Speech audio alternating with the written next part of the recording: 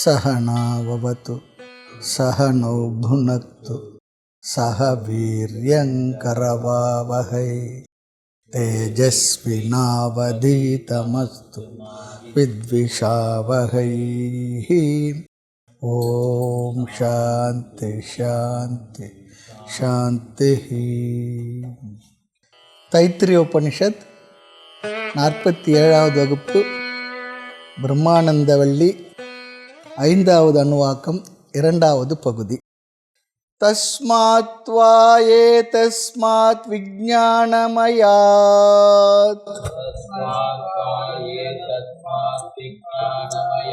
அந்யுந்தர ஆத்மா ஆனந்தமயः தேனைஷ பூர்ணः சவா ஏஷ புருஷவித ஏவ தஸ்ய புருஷவிததாம் அன்வயம் புருஷவிதः தஸ்ய பிரியமேவ சிரः மேதோ தக்ஷிண பக்ஷः பிரமோத உத்தர பக்ஷः ஆனந்த ஆத்மா பிரம்மபுச்சம் பிரதிஷ்டா ததப்யேஷ ஸ்லோகோ பவதி. தஸ்மாத் வா ஏதஸ்மாத் விஞ்ஞானமயாத்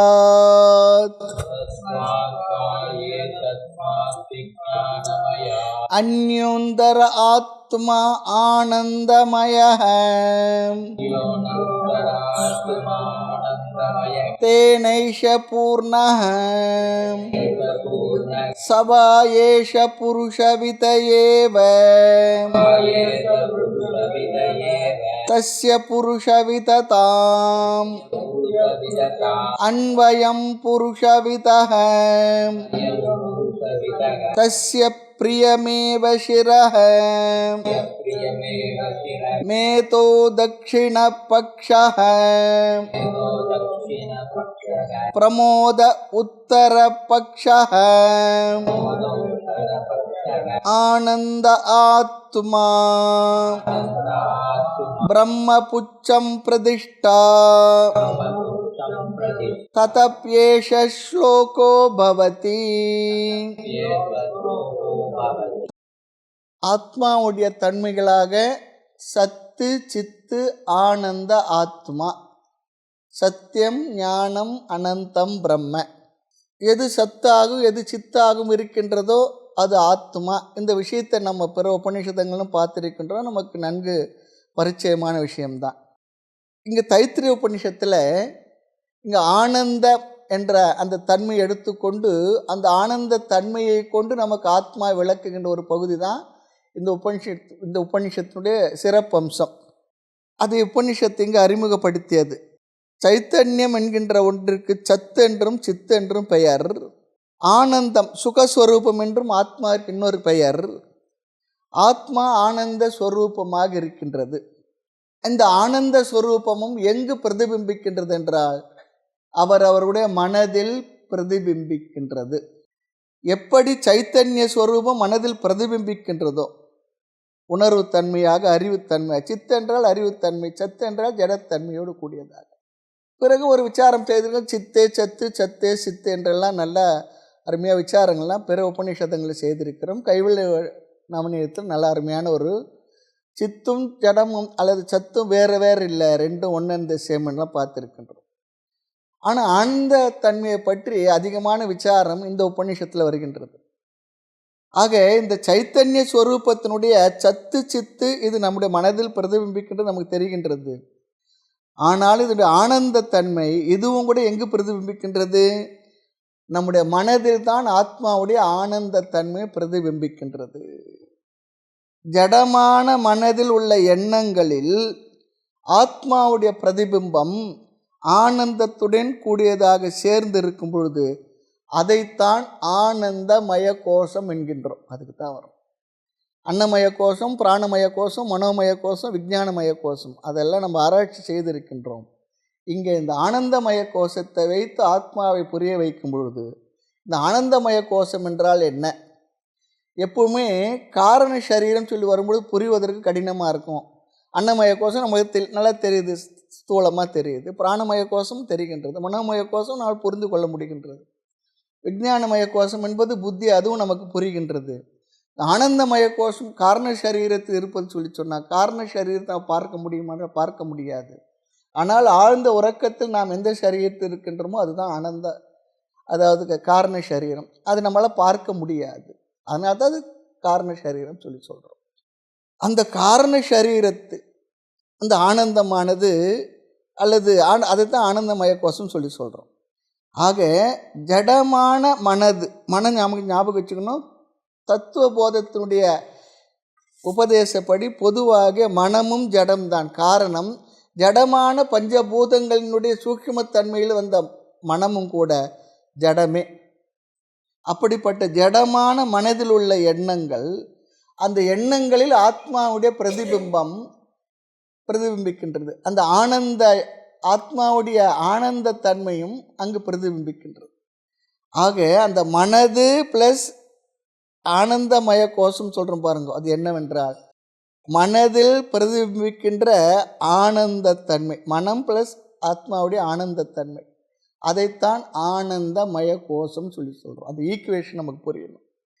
நம்முடைய அனுபவத்தில் விஷயங்களை பார்த்து இந்திரியங்கள் ரூபமாக அல்லது இந்திரியங்கள் மூலமாக விதவிதமான விஷயங்களை நாம் அனுபவிக்கின்றோம், சுகங்களையும் அனுபவிக்கின்றோம். இது நமக்கு தெரிந்த விஷயந்தான், அனுபவ சித்தமே.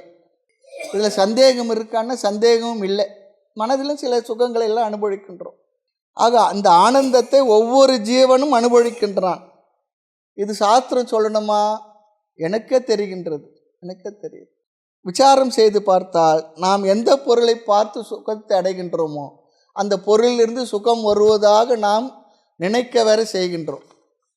பொருளிலிருந்து சுகம் வருவதாக நாம் கற்பனை செய்கின்றோம். கற்பனை தான் அது. உண்மையில் பொருளில் சுகம் என்ற தத்துவம் கிடையாது. சுகம் என்பது பொருளில் இல்லை. இது ஒரு பெரிய ரகசியம்தான். இதெல்லாம் நம்ம சென்ற வகுப்பில் பார்த்தோம். பொருளில் சுகம் இருந்தால் இந்த பொருளை யார் அனுபவித்தாலும் அந்த பொருள் அவர்களுக்கு என்ன பண்ணணும்? சுகத்தை தரணும். அப்படி இல்லை. ஆக பொருள் எனக்கு சுகத்தை கொடுக்கின்றது, இன்பத்தை கொடுக்கின்றது என்றால், இப்போ இனிப்பு இருக்குது, இனிப்பில் இன்பம் இருக்கின்றது என்பது உண்மையாக இருந்தாலும் கூட அந்த இனிப்பை சாப்பிட்ற எல்லாருக்கும் அதை இன்பத்தை கொடுக்கணும்னு சொல்லி சொன்னால் அதிகம் சாப்பிட்டா என்ன ஆகின்றது? துக்கத்தையும் கொடுத்து விடுகின்றது. டாக்டர் சொல்லிடுறார், என்ன இது 400 ஆயிடுச்சு 500 ஆயிடுச்சு பார்த்துங்கன்னு சொல்கிறார். ஆமாம், சுகர் அதிகமாகிடுது, ஜாகிரதை, நீங்களே இனிப்பு ஆகிட்டீங்கன்னு சொல்லி சொல்கிறார். ஆக அந்த இனிப்பில் சுகம் என்ற ஒன்று இல்லை. சில சமயம் அதுவே நமக்கு துக்கமாக மாறிவிடுகின்றது.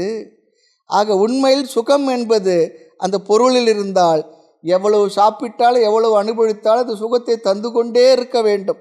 ஆனால் அப்படி இல்லை என்பது உண்மை. அதுவும் ஒரு உண்மை. சாதாரணமாக நம்ம என்ன பண்ணுறோம்? இந்த பிரபஞ்சத்தில் உள்ள பொருள்கள் எனக்கு சுகத்தை கொடுக்கின்றது என்று நினைத்து வருகின்றோம். விசாரித்தால் எந்த பொருளிலும் சுகம் இல்லை. ஆனால் சுகத்தை நாம் அனுபவிக்கின்றோமே. ஆனால் ஆழ்ந்து விசாரம் செய்து பார்த்தால்தான் பொருள்களில் சுகம் இல்லை. ஆனாலும் நம்ம அனுபவத்தில் அந்த அனுபவங்கள் இருந்து கொண்டிருக்கின்றது. இதை வைத்துக்கொண்டு உபநிஷத்து என்ன சொல்கின்றது?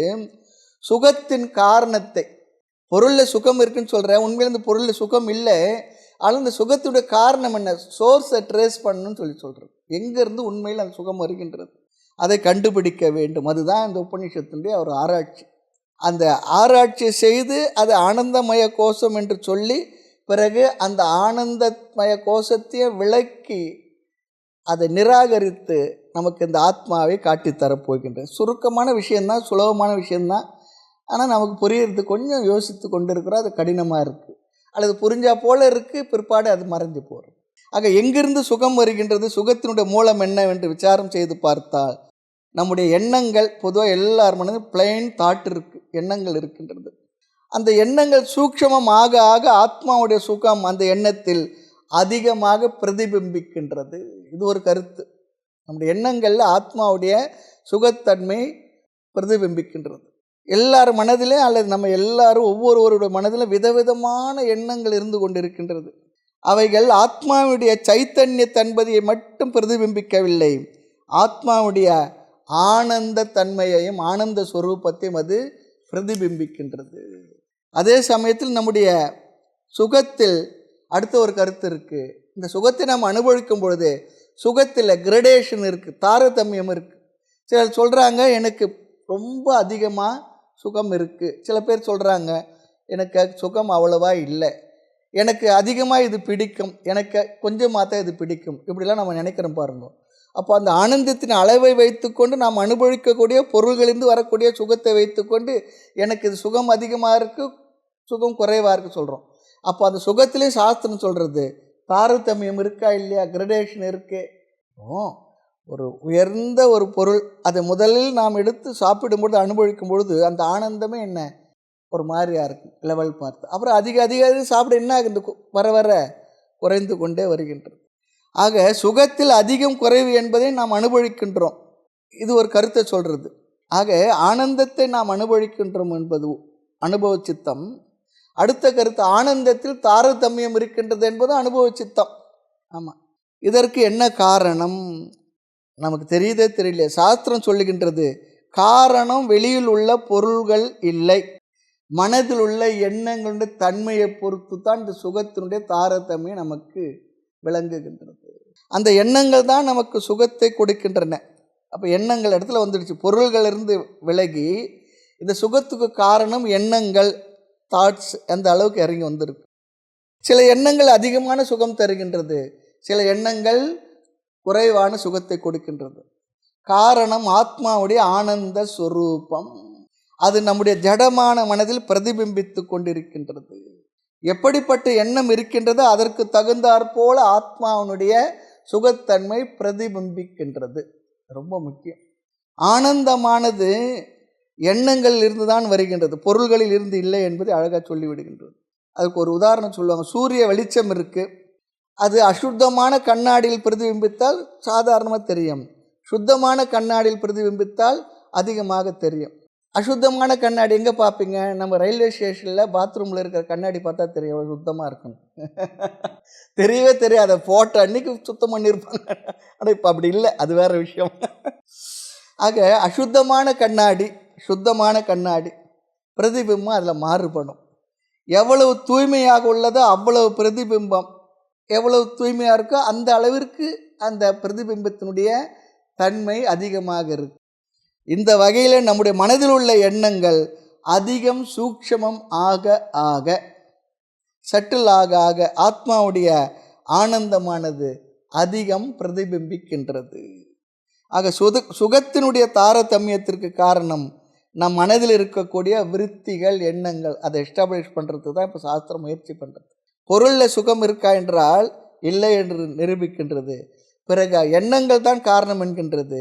அந்த எண்ணங்கள் கூட எந்த அளவுக்கு சூக்ஷமமாக இருக்கின்றதோ அந்த அளவிற்கு ஆனந்தத்தினுடைய தன்மை, பிரதிபிம்ப ஆனந்தத்தின் தன்மை அதிகமோ குறைவாக இருக்கின்றது.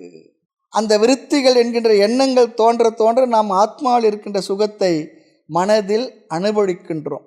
இவ்விதம் மனதில் உள்ள எண்ணங்களை என்ன பண்ணுறதுனா இந்த உபநிஷத்தில் விசேஷமாக இந்த அணுவாக்கத்தில் 3 விதமாக பிரிக்கின்றது. சூக்ஷ்மம், சூக்ஷ்மதரம், சூக்ஷ்மதமம். சட்டிலர், சட்டிலஸ்ட் அப்படி சொல்லலாமா எனக்கு தெரியல. ஆனாலும் சட்டில்னால் ரொம்ப சூக்ஷ்மம், அடுத்து சூக்ஷ்ம தரம், அடுத்து சூக்ஷ்ம தமம். இதை இங்கே என்ன வார்த்தையில் சொல்லுது சொன்ன அணுவாக்கம் மந்திரத்தில் இருக்குது. பிரிய விருத்தி, மோத விருத்தி, பிரமோத விருத்தி அப்படி சொல்கிறது. 3 விதமாக நம்முடைய எண்ணங்களை பிரிக்கின்றது. பிரிய சொன்ன சுகம், விருத்தி என்றால் எண்ணங்கள். பிரிய விருத்தி என்பது சூக்ஷ்மமானது, அதைவிட சூக்ஷ்மமானது மோத விருத்தி, அதைவிட சூக்ஷ்மமானது பிரமோத விருத்தி. ஆக சூக்ஷ்மம் அதிகமாக அதிகமாக ஆத்மாவுடைய ஆனந்தம் அதிகமாக வெளிப்படுகின்றது.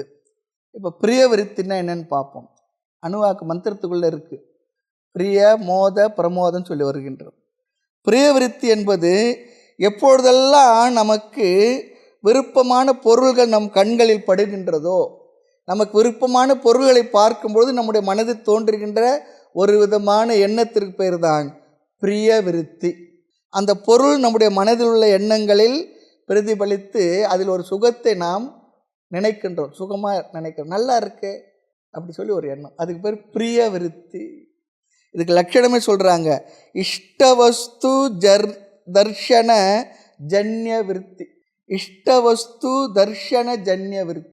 பிரியமான பொருள்களை பார்ப்பதனால் அதிலிருந்து ஜன்ய என்றால் அதிலிருந்து தோன்றிய அல்லது உற்பத்தியான உருவான விருத்தி எண்ணம், இது பிரிய விருத்திக்கு லட்சணம். இஷ்டமான பொருளை பார்த்த உடனே நமக்கு ஆனந்தம் வருகின்றது. இஷ்டம் என்பது அவரவருடைய மனநிலையை பொறுத்தது. சில பேருக்கு அது பிரியம் இருக்காது, பிடிக்காது, சில பேருக்கு பிடிக்கும். அது ஒவ்வொருடைய நிலையை பொறுத்தது. இனி மோத விருத்தி. மோத விருத்தி எப்பொழுது வரும்? இஷ்டமான பிரியமான பொருளை நாம் பார்த்த பிறகு அந்த பொருள் நம்முடைய கைக்கு வரும் பொழுது, அந்த பொருள் நம்மால் அடையப்படும் பொழுது, அப்பொழுது வருகின்ற அடுத்த ஒரு விருத்தி, அதை மோத விருத்தி சொல்லி சொல்கிறோம். மோத விருத்தி. அந்த பொருள் அங்கே இருக்குது, கடையில் இருக்குது, பார்த்தோன்னா நம்ம தேடின பொருள் இருக்கே, சரி, அது நம்ம கைக்கு வந்து விட்டால் பிறகு அதுக்கு பேர் தான் மோத விருத்தி. அப்போது அந்த இன்பத்தினுடைய தன்மை இன்னும் கொஞ்சம் கூடி இருக்கு. அப்பா நம்ம வாங்கிட்டோம், ரொம்ப நாள் தேடிட்டு இருந்தோம்ப்பா, எங்கே கிடைக்குன்னு பார்த்தேன், கிடைச்சது வாங்கிட்டு வந்துட்டோம். அப்போ மனசுக்கு வரக்கூடிய சந்தோஷம் இன்னும் கொஞ்சம் அதிகம், அது மோத விருத்தி.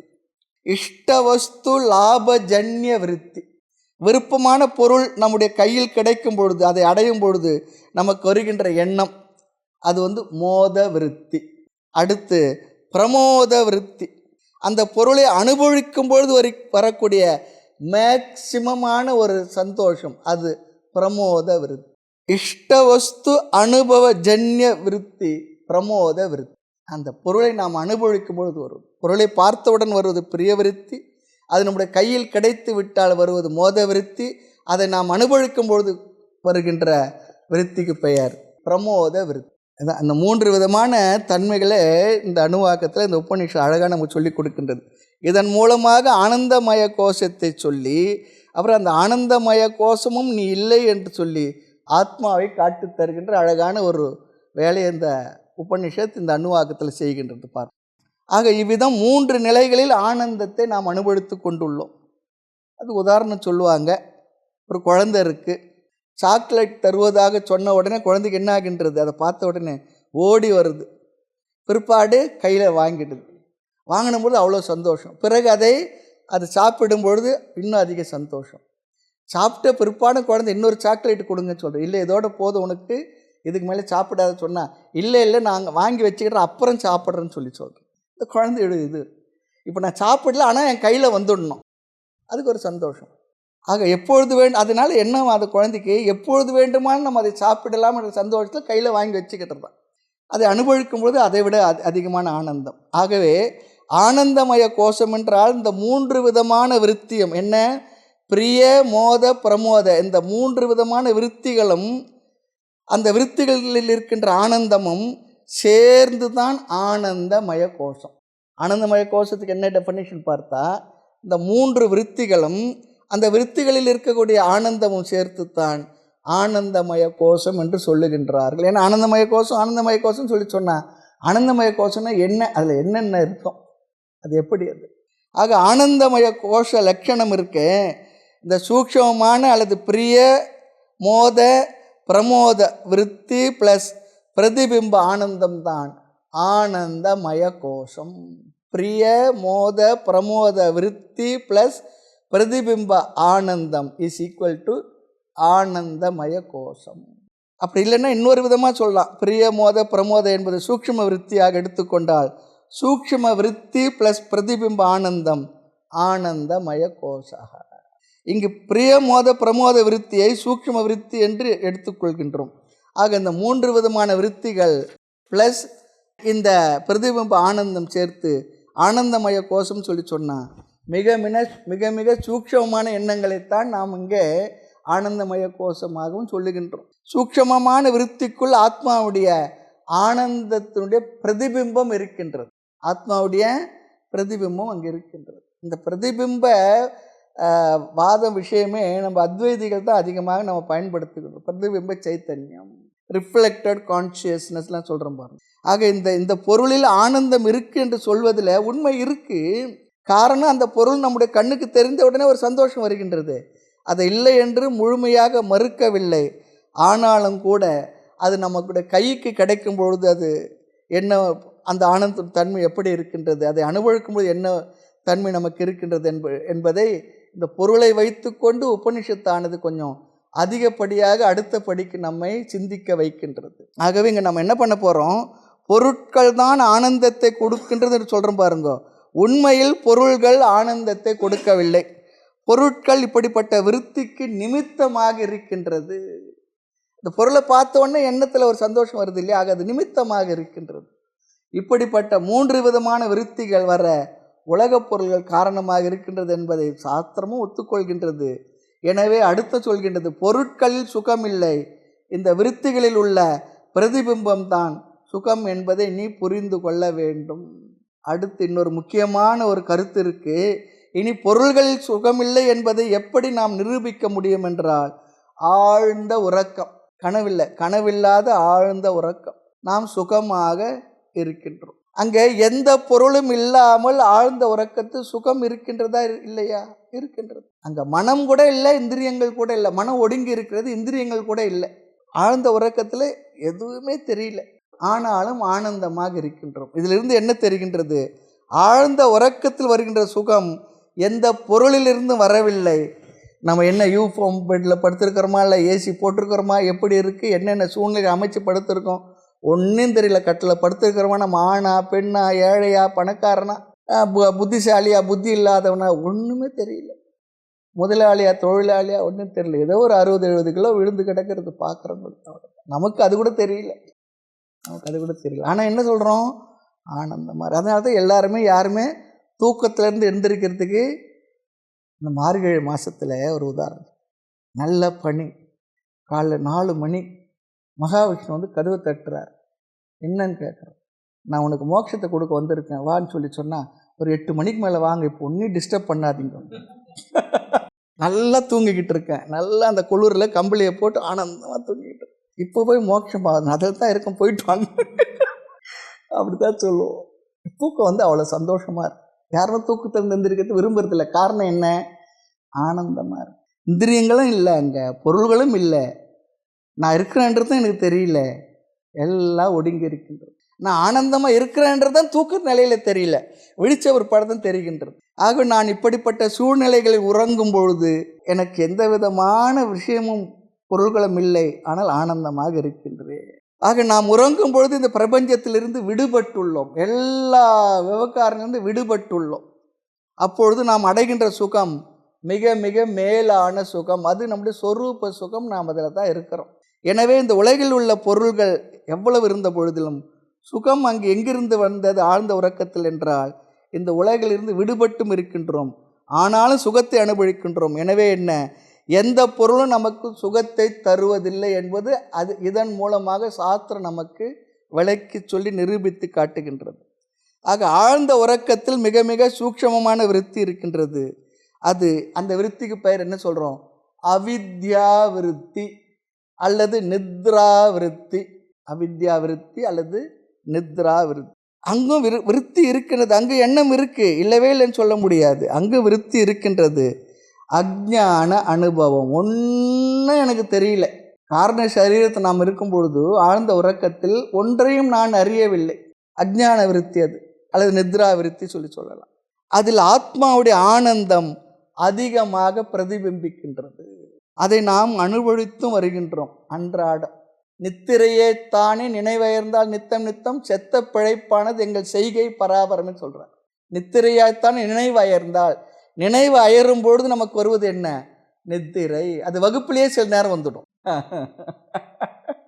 நினைவு நல்லா அழுது போகும்பொழுது ஆழ்ந்த உறக்கம். அடுத்த கேள்வி, இந்த விருத்திக்கு, இந்த எண்ணங்களுக்கு ஆனந்தத்தை தருகின்ற சக்தி இருக்கின்றதா? அடுத்த விசாரம். பொருள்களில் ஆனந்தமில்லை சொல்லியாச்சு, எண்ணங்கள் தான் பிரதிபிம்பிக்கின்றது, அந்த எண்ணங்கள் தான் அந்த ஆனந்தத்துக்கு காரணம் சொல்லிட்டோம். அடுத்து சொல்கிற சாஸ்திரம் என்ன சொல்கிறது, இந்த எண்ணங்களுக்கே கூட இந்த ஆனந்தத்தை தருகின்ற சக்தி இருக்கின்றதா? இந்த விசாரம். எப்பவுமே வேதாந்தத்தில் வந்தோம்னா ஞான விஷயத்தில் அடுத்தடுத்து கருத்துக்களை நம்மை கேட்டு அது இல்லை என்று நிராகரிக்கின்ற இந்த விஷயம் ரொம்ப ஒரு இன்டலெக்சுவல் எக்ஸசைஸாக இருந்தாலும் கூட அழகாக நமக்கு பிசிறு இல்லாமல் சொல்லி கொடுக்கின்றது. யோசிக்கிறதே இல்லை, இந்த கேள்வி வந்து என்ன பண்ணுறது ஏது பண்ணுறது அப்படிலாம் இல்லை, சொல்லி நமக்கு புரிய வைக்கின்றது. இங்கும் சாஸ்திரத்தின் துணைதான் தேவைப்படுகின்றது. அந்த விருத்திக்கு ஆனந்தத்தை தரும் சக்தி இருக்கின்றதா என்றால் இல்லை என்று சொல்லிவிடுகின்றது. அப்போ இதுவரை முன்னே சொன்னீங்களே, நான் புரிய வைப்பதற்காக படிப்படியாக அழைக்கப்படுறது. ஆனந்தமய கோஷத்தில் எப்படி ஆத்மா அறிமுகப்படுத்தப்படுகின்றது என்றால், ஆனந்தம் மற்ற ஜடமான சூக்ஷ்ம விருத்திக்குள் ஆனந்தம் பிரதிபிம்பிக்கின்றது. ஜடமான இந்த எண்ணங்களில் ஆனந்தமானது பிரதிபிம்பிக்கின்றது. அதை வைத்து ஆனந்த காரணமான, அதாவது எண்ணங்களில் அந்த ஆனந்தம் பிரதிபிம்பிக்கின்றது. அந்த எண்ணங்கள் ஆனந்தத்தை பிரதிபிம்பிக்கின்றது என்றால், அந்த பிரதிபிம்பிக்கின்ற அந்த பொருள் இருக்க பிம்பம் அது என்ன, அதுதான் சோர்ஸ்ன்னு சொல்கிறது. இந்த இடம் தான் புரிஞ்சிக்க வேண்டியது. எண்ணங்களில் ஆனந்தம் இல்லை சொல்லி சொன்னால், அப்போது அந்த எண்ணங்களில் வர ஆனந்தம் இருக்கே, அந்த ஆனந்தத்தை உனக்கு பிரதிபிம்பிக்கின்ற பிம்பம் இருக்கே, அந்த பிம்பானந்தம் அதுதான் இந்த ஆனந்தத்தினுடைய சோர்ஸ்ன்னு சொல்கிறது. இந்த இடம்தான் நமக்கு லேண்ட் ஆகிறது விஷயம். ஜடமான சூக்ஷ்ம விருத்திக்குள் நாம் ஆனந்தத்தை அனுபவிக்கின்றோம். அந்த பிரதிபிம்பத்தின் துணை கொண்டு அந்த பிம்பானந்தத்தை, சைத்தன்யத்தை அல்லது ஆத்மாவை இங்கே சொல்ல போகின்றது. என்ன சுவாமி சொல்ல போகின்றது? சொல்லிடுச்சு. எண்ணங்களில் வருவதெல்லாம் பிரதிபிம்ப ஆனந்தம்.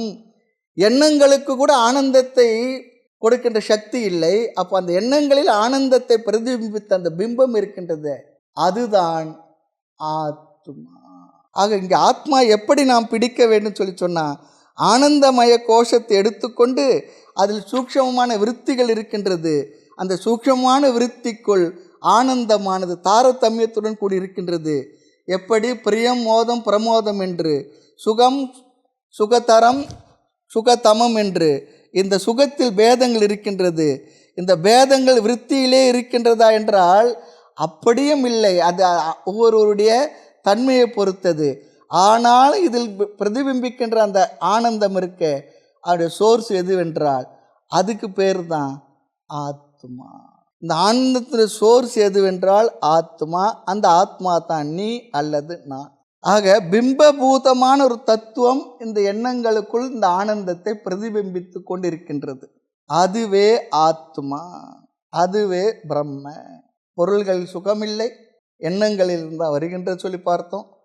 அந்த எண்ணங்களுக்கே சுகத்தை தருகின்ற சக்தி இருக்கின்றதா என்றால் அந்த எண்ணங்களில் ஆத்மாவுடைய பிரதிபிம்ப ஆனந்தம் பிரதிபிம்பிக்கின்றது.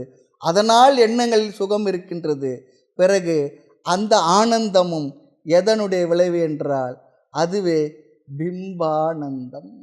பிம்பபூதமான ஒரு தத்துவம் அதற்குள் இருக்கின்றது. அதுவே அதற்குள் என்றால் ஏதோ ஒன்று இருக்கு, அதற்குள் அப்படிலாம் இல்லை. அந்த ஆனந்தத்தை பிரதிபிம்பிப்பது எதுவோ அது பிம்பம், அதுதான் முதல், அல்லது அதுவே ஆத்மா, அதுதான் நீ. இங்கே பிரதிபிம்பம்லாம் இல்லை இந்த இடத்துல இப்போ சொல்லும்போது. அப்போது இந்த ஆனந்தத்தினுடைய சோர்ஸ் எதுவோ அதுதான் ஆத்மா. ஆனந்தத்தை அப்படியே கொஞ்சம் கொஞ்சம் கொஞ்சம் கொஞ்சமாக தள்ளிட்டு போய் கடைசியில் அதனுடைய சோர்ஸ் எதுவோ அதுவே ஆத்மா. அப்போது ஆத்மாவுடைய சத்து சித்தோடு சேர்த்து அனந்தம் என்கின்ற அந்த ஆனந்தம் இருக்க பூரணம், அதுதான் ஆத்மா என்று ஆனந்த தன்மையை வைத்து நமக்கு ஆத்மாவை இங்கு விளக்குகின்ற ஒரு முக்கியமான பகுதி. அதனால் இது பிரம்ம ஆனந்த வள்ளி அல்லது ஆனந்த வள்ளி. ஆனந்த வள்ளியில் அந்த ஆனந்தத்தின் சோர்ஸ் எதுவென்றால் நான் நான் நான் தான், அதுதான் ஆத்மா. அதுதான் நீ என்று இங்கே அறிமுகப்படுத்தப்படுகின்றது. எப்படி சிதாபாசத்தின் துணை கொண்டு சித்தை நாம் புரிந்துள்ளோமோ அதே போல் ஆனந்தமய கோஷத்தில் உள்ள ஆனந்தத்தின் தாரதமியத்தை எடுத்துக்கொண்டு அதிலிருந்து ஆனந்த ஆத்மாவானது இங்கு அறிமுகப்படுத்தப்படுகின்றது. ஆக ஆத்மா தாரதமியமற்ற பூரணமான ஆனந்த ஸ்வரூபம். ஆத்மாவிடம் பிரியமோத பிரமோதம் என்கின்ற பேதமும் கிடையாது. ஆத்மா சாதாரணமான பூர்ணமான ஆனந்த ஸ்வரூபம். அப்போ நாம் அனுபவிக்கக்கூடிய எல்லா ஆனந்தங்களும் எண்ணத்தில் பிரதிபிம்பிக்கின்ற பிரதிபிம்ப ஆனந்தம். அது பொருளிலும் இல்லை, எண்ணங்களிலும் இல்லை. அதற்கு சோர்ஸ் எதுவோ அதுதான் ஆத்மா. இப்படி ஆனந்தத்தை வைத்து ஆத்மாவை சொல்லி கொடுக்கின்ற அழகான போர்ஷன். இந்த ஆனந்த ஸ்வரூபம் 3 விதமான பேதங்களை உடைய விருத்திக்குள் வெளிப்படும் பொழுது விதவிதமான ஆனந்தங்கள் தாரதமியம் வருகின்றது. இந்த விருத்தியும் கூட ஜடமே, விருத்தியும் கூட ஜடமே. வெளியில் உள்ள பொருட்களோ அவைகளும் ஆனந்தத்தை கொடுக்கவில்லை. பின் ஆனந்தம் எங்கிருந்து வந்தது சொல்லி சொன்னா உபனிஷத் அழகாக நமக்கு கனெக்ட் பண்ணுறது, சொல்கின்றது. அது எங்கிருந்து வருகின்றதோ அதுதான் நீ. அந்த ஆனந்தம் எங்கிருந்து வருகின்றதோ அதுதான் நீ, அதுதான் ஆத்மா, அதுதான் பிரம்ம. ஆகவே ஆனந்த ஆத்மா என்று காரண ரூபமான ஆத்மாவே ஆனந்தத்திற்கு காரணம் என்று அறிமுகப்படுத்தி அந்த ஆனந்தத்தினுடைய விசாரம்தான் இங்கு செய்யப்படுகின்றது. ஆகவே ஆனந்தத்தினுடைய விகாரமே ஆனந்தமய கோஷம். இன்னொரு இதுவும் புரிஞ்சு, ஆனந்தமய கோஷம் சொல்லி சொன்னால் ஆனந்தத்தினுடைய விகாரம் தாரதமியத்தோடு கூடியது. பார்த்தோம், பிரிய மோத பிரமோத விருத்தி ப்ளஸ் பிரதிபிம்ப ஆனந்தம் இஸ் ஈக்குவல் டு ஆனந்தமய கோஷம். இப்படி புரிந்த பிறகு அதற்கு சோர்ஸாக இருப்பது எதுவோ பிம்பானந்தம் ஆதாரமாக இருப்பது. ஆக ஆனந்தமயம் என்பதில் மயக என்பது விகாரம் என்று பார்த்தோம், நிறைய அர்த்தத்தை பார்த்தோம். மயக என்று சொல்லியிருக்கு. இந்த ஆனந்தத்தினுடைய விகாரம், ஆத்மாவுடைய ஆனந்த ஸ்வரூபத்தினுடைய விகாரம் எங்கே இருக்கின்றதோ அது ஆனந்தமய கோஷம். இன்னொரு வகையில் சொன்னான். ஆக அந்த ஆனந்தத்தை அனுபவிப்பவனைத்தான் போக்தா என்று சொல்கின்றோம். ஆகவே போக்திரு ஆத்மா என்று ஆனந்தமய கோஷத்தை சென்ற வகுப்பில் பார்த்தோம். கர்த்திரு ஆத்மா போக்திரு ஆத்மா சொல்லி பார்த்தோம். கர்த்திரு ஆத்மா என்பது விஞ்ஞானமய கோஷம், போக்திரு ஆத்மா என்பது ஆனந்தமய கோஷம். ஏனென்றால் அந்த ஆனந்தத்தை அது அனுபவித்து கொண்டுள்ளது. எனக்கு ஆனந்தமாக இருக்குன்னு சொல்கிறோமே, ஆனால் இந்த ஆனந்தம் என்பது என்னுடைய சோர்ஸ் எதுவென்றால் நாம் அனுபவிப்பதெல்லாம் பிரதிபிம்ப ஆனந்தம். அதற்கும் ஆதாரமானது எதுவோ அது பிம்பத்தினுடைய ஆனந்தம், அதுதான் சோர்ஸ். அந்த சோர்ஸு தான் நான், அதுதான் ஆத்மா. ஆகவே இந்த ஆனந்தமயத்தில் ஆனந்தத்தினுடைய விசாரமானது முறையாக செய்யப்படுகின்றது. அந்த விசாரம் ஆனந்தமய கோஷத்தை சார்ந்தது. இந்த விசாரம் ஆனந்தமய கோஷத்தை தான் பண்ணிக்கிட்டு இருக்கணும். அதில் உள்ள ஆனந்தம் ஆத்மாவை சார்ந்தது. ஆத்மா என்ன, எது? அது என்னுடைய சொரூபம். நானும் அதுவும் வேறு வேறு இல்லை. அப்போது எண்ணங்கள் பிரதிபிம்பிக்கின்ற ஆனந்தத்துக்கும் ஆதாரம் யார்? நானே நானே நானே தான். சொல்லுவாங்க, சர்க்கரை கடையாக போயிட்டு இனிப்பு எப்படி இருக்குன்னு கேட்டுதான். சர்க்கரை இனிப்பு எப்படி இருக்கு, இனிப்பு எப்படி இருக்குன்னு கேட்டுதான். சர்க்கரையுடைய சொரூபமே என்ன, சோர்ஸ் என்ன? அதுவே இனிப்புக்கு சோர்ஸ் சர்க்கரை தானே. சர்க்கரையே இனிப்பு வேறு வேறு இல்லையே. அதுபோல் நான் ஆகிய ஆத்மாவாகிய நானே இந்த ஆனந்தத்தினுடைய சோர்ஸ். அது எண்ணங்கள் பிரதிபிம்பிக்கின்றது. அது பொருளிலும் இல்லை, உண்மையில் ஜடமான எண்ணங்களிலும் இல்லை. அதுக்கு சோர்ஸே நான் தான். நானே ஆனந்த ஆத்மா. ஆத்மாவும் ஆனந்தமும் வேறு வேறு இல்லை. ஆனந்தமே ஆத்மா, ஆத்மாவே ஆனந்தம். இது எங்கே தேடுறது? இங்கெல்லாம் தேடுவது. தேடினேன் திக்கனைத்தும் சிந்தை நெய்ந்தேன்னு சொல்லி சொல்கிறார். தேடினேன் திக்கனைத்தும் சிந்தை நெய்ந்தேன், வாடினேன் என் மயக்கம் மாற்றாய் பராபரம். தேடினேன் திக்கனைத்தும் தண்டனிட்டேன் சிந்தை நெய்ந்து, வாடினேன் என் மயக்கம் மாற்றாய் பராபரம். தேடி தேடோனா தேவனை தேடி என்னுள்ளே கண்டு கொண்டேன். கடைசியில் பார்த்தா ஆனந்தத்தினுடைய சோர்ஸ் நான் தான், நான் தான் அது, அதுவே ஆத்மா. அழகாக கொஞ்சம் கொஞ்சமாக கார்னர் பண்ணி கடைசியில் அன்னமய கோஷத்தை சொன்னது, பிற்படுது ஆத்மா இல்லை என்றது, பிராணமய கோஷம் ஆத்மா என்றது, பிறகு பிராணமய கோஷத்தை நீக்கியது, பிறகு மனோமய கோஷத்தை ஆத்மா என்றது, பிறகு மனோமய கோஷம் ஆத்மா இல்லை என்று சொன்னது, பிறகு விஞ்ஞானமய கோஷத்தை ஆத்மா என்றது, அந்த விஞ்ஞானமய கோஷம் ஆத்மா இல்லை என்று சொல்லி ஆனந்தமய கோஷம் ஆத்மா என்று சொல்லி ஆனந்தத்தை விசாரம் செய்து, இந்த ஆனந்தத்துக்கு சோர்ஸ் பொருளில் இருக்கிறதா நினைக்கிறோம், அந்த பொருள்களில் சுகம் இல்லை என்று சொல்லி, பிறகு இந்த ஆனந்தம் எங்கே இருக்குது எண்ணங்களில் சொல்லி அந்த எண்ணங்களை 3ஆக பிரிய மோத பிரமோதம் என்று பிரித்து, அதற்கும் அந்த எண்ணங்களுக்கும் ஆனந்தத்தை தருகின்ற சக்தி இல்லை. ஆனந்தம் எண்ணங்களிலும் இல்லை, எண்ணங்கள் ஜடம். ஆக அதில் பிரதிபிம்பிக்கின்ற பிரதிபிம்ப ஆனந்தத்தை தான் நம்ம ஆனந்தம் சொல்லி சொல்கிறோம். ஆனால் அந்த பிரதிபிம்ப ஆனந்தத்துக்கு எது சோர்ஸோ அதுதான் நீ, அதுதான் ஆத்மா. அது கொஞ்சம் அமைதியாக உட்கார்ந்து இந்த பஞ்சகோஷ விசாரத்தை விவேகத்தை அப்படியே மெதுவாக செய்து கடைசியில் எண்ணம் வரையிலும் கொண்டு வந்து அந்த எண்ணங்களும் ஜடம்.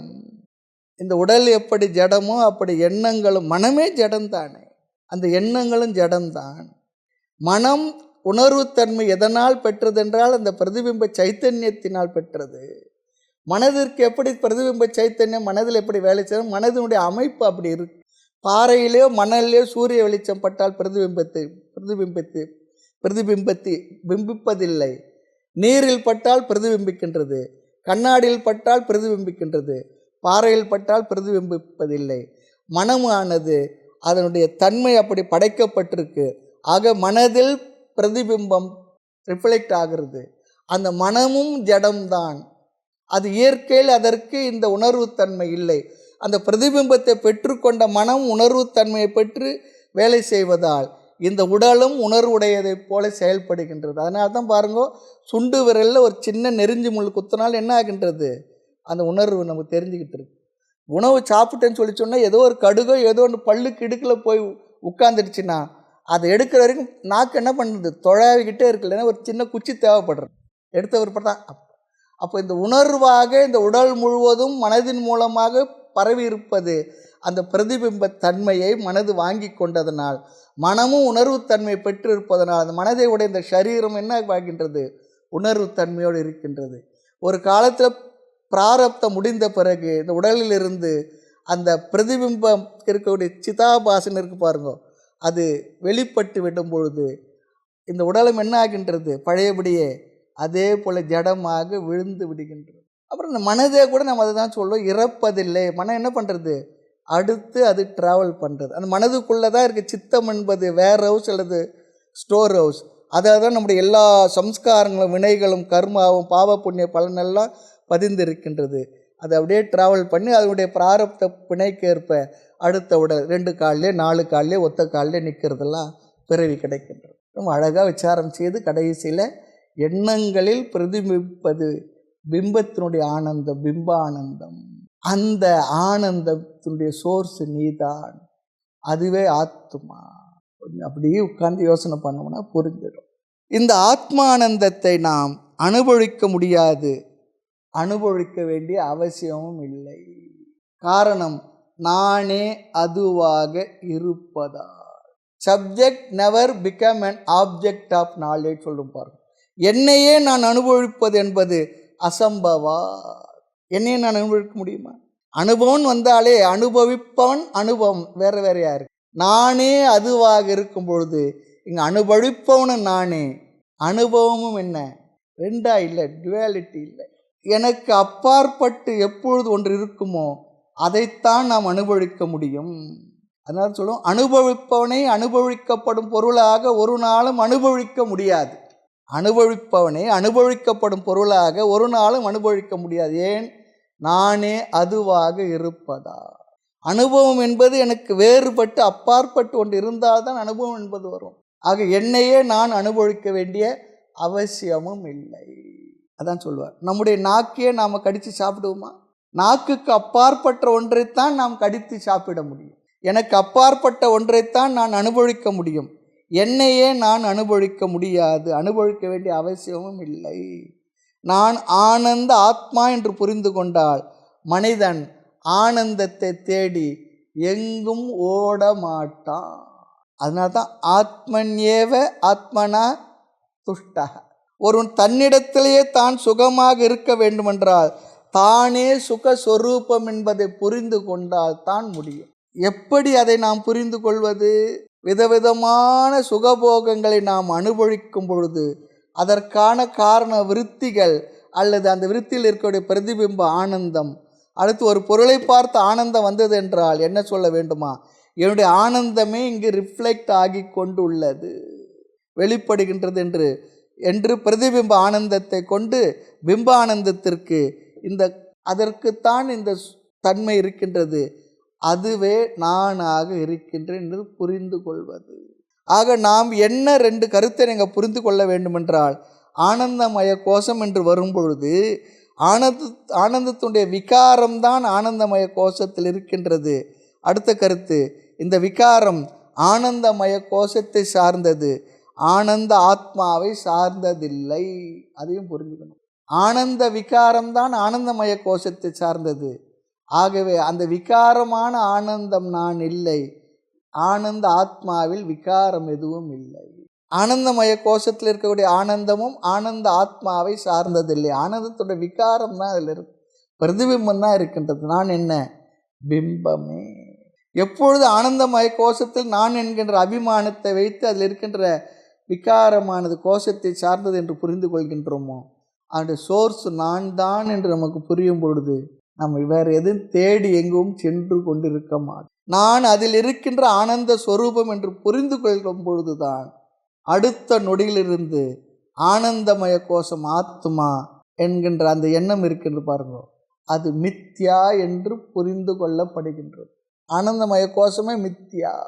எனவே ஆனந்தமய கோஷம் மித்யா என்று புரிந்து கொண்டு இங்கு ஆத்மாவை நமக்கு சாஸ்திரமானது அறிமுகப்படுத்தி, பிறகு இந்த சாதகன் அல்லது உபனிஷத்தை படிக்கும் மாணவன் அவனுடைய மனதில் ஆத்மா ஆனந்த ஸ்வரூபம் என்று புரிந்து கொண்டதும் ஆனந்தமய கோஷம் அனாத்மா மித்யா காரியம் ஆகிவிடும்.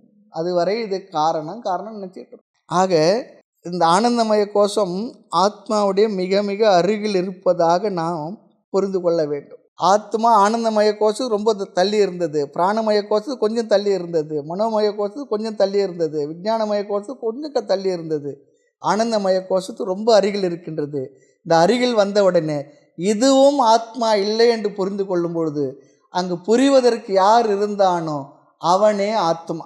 அப்போது ஆத்மாவுக்கு எனக்கு எவ்வளவு தூரம்னா தூரம் இல்லாத தூரம், ஜீரோ டிஸ்டன்ஸ் தான். ஜீரோ டிஸ்டன்ஸே இல்லை. ஆத்மாவின் அருகில் யார் இருக்கின்றார்கள் என்றால், அருகில் என்றது கூட இல்லை, நான் தான் அருகில் இருக்கிறேன். அருகில் என்ற வார்த்தை கூட இங்கே சொன்ன ஒரு உபச்சாரமான வார்த்தை தான். அருகில்னா எனக்கு பக்கத்துலன்னு அர்த்தம் இல்லை, நான் தான். இப்போ மந்திரார்த்தத்தை பார்க்கலாம். அந்யோந்தர ஆத்மா ஆனந்தமயக.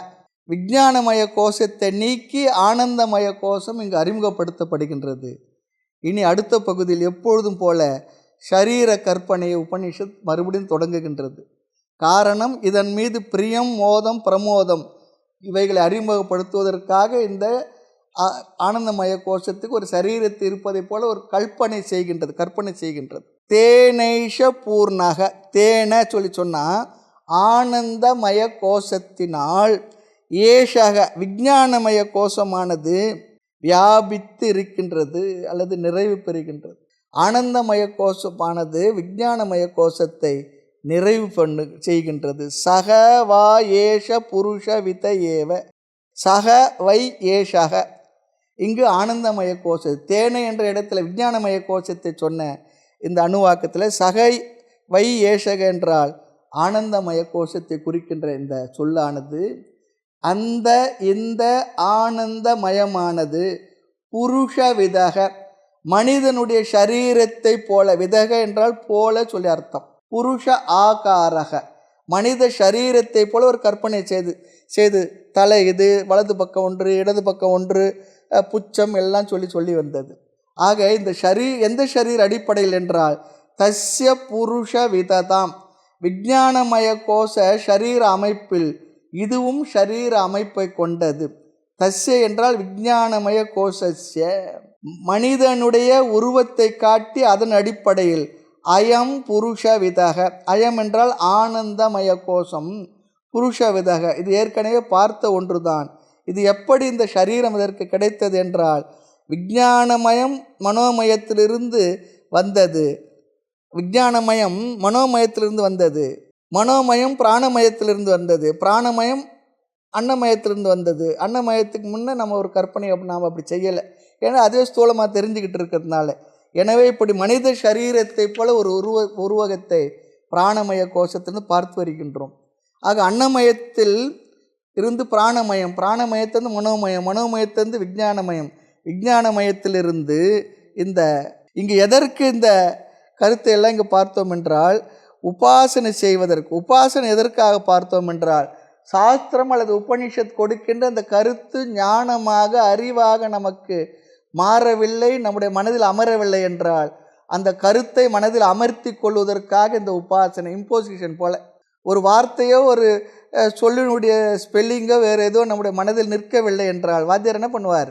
இம்போசிஷன் எழுத சொல்வார். அதுபோல் இந்த உபாசனையானது இந்த ஆத்ம ஞான கருத்துக்களை நம்முடைய மனதில் நிறுத்தி வைத்துக் கொள்வதற்காக அமர வைப்பதற்காக உபாசனை அறிமுகப்படுத்தியது.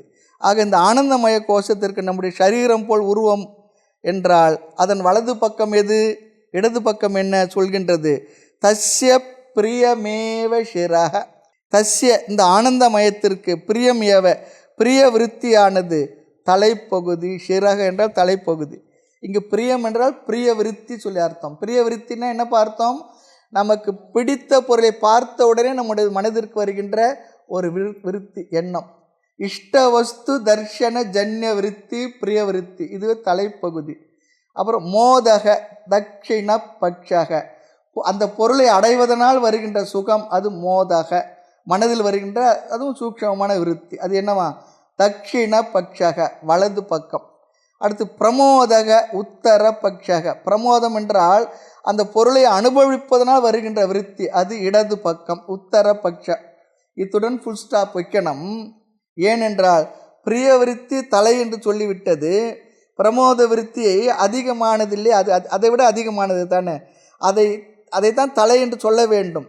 ஆனால் இங்கே எல்லாம் அப்படிலாம் சொல்லலை. அது நினைக்கிறது இப்படி ஒரு வார்த்தையை சொல்லி இருக்கின்றது. ஏன் தலை தானே பிரதானம், தலையை சொல்லாமல் இது ஏன் மற்ற இடத்த சொல்லுது? பிரமோத விருத்தி தானே இன்னும் அதிகமான ஆனந்தத்தை கொடுக்குறது சொன்னால் உபனிஷத்து இப்படி ஒரு கற்பனை பண்ணியிருக்கு, அவ்வளோதான். அதோட விட்டுடு, அதுக்கு மேலே அதுக்குள்ளே போய் தாழ்த்திலாம் விசாரம் பண்ணிக்கிட்டு இருக்காத, அது அழகாக சொல்லிடுறாங்க. இதெல்லாம் எதற்காக அறிமுகப்படுத்தப்பட்டது என்றால் ஆனந்தமய கோஷத்தில் தாரதமியமான ஆனந்தம் இருக்கின்றது, சுகத்தில் தாரதமியம் இருக்கின்றது என்பதை காட்டுவதற்காக உபனிஷத் விரும்பி இப்படிப்பட்ட விசாரத்தை நமக்கு செய்து கொடுக்கின்றது. ஆகவே இங்கே பிரியம், மோதம், பிரமோதம் என்று 3 விதமான தாரதமியமானது ஆனந்தமய கோஷத்தில் இருக்கின்றது. தாரதமியம் என்று சொன்னால் விகாரம் தானே, ஒன்றுடைய மாற்றம். விகாரம் என்றால் மாற்றம், ஒன்றினுடைய மாற்றம், ஒன்றினுடைய சூக்ஷ்மத்தன்மை, இன்னொரு சூக்ஷ்மத்தமம், சூக்ஷ்மதரம், அப்படியாக மாறி வருவது.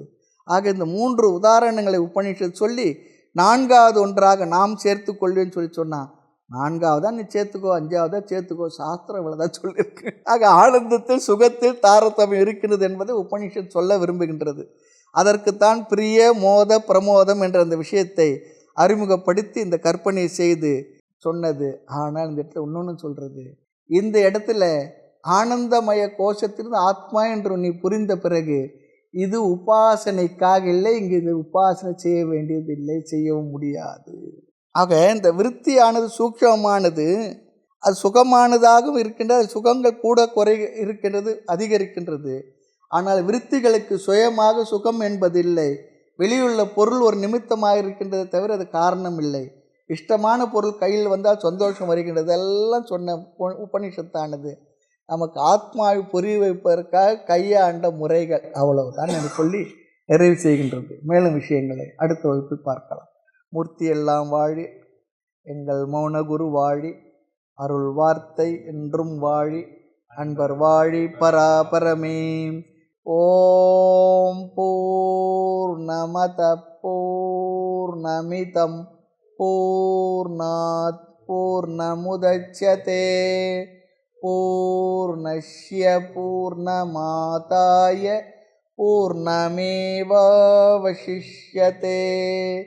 ஓம் சாந்தி சாந்தி சாந்தி. ஹரி ஓம் ஸ்ரீ குருப்யோ நமः. ஹரி ஓம்.